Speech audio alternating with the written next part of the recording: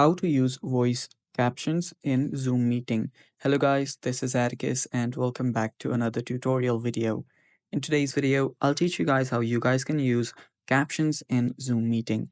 So without any further ado, let's dive right into it. First step, locate your Zoom app. Open up your Zoom app and make sure you're logged in into your account. Then you can head over to the bottom right corner that says more, like this. And after you're on this more section, scroll down until you see the settings section right here.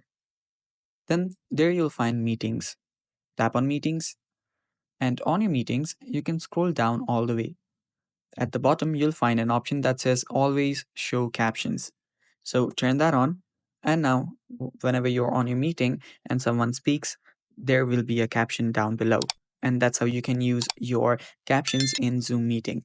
And that's basically all for today's video. Thanks for watching. If you're new to our channel, don't forget to subscribe and stay tuned for more. Bye bye. Take care.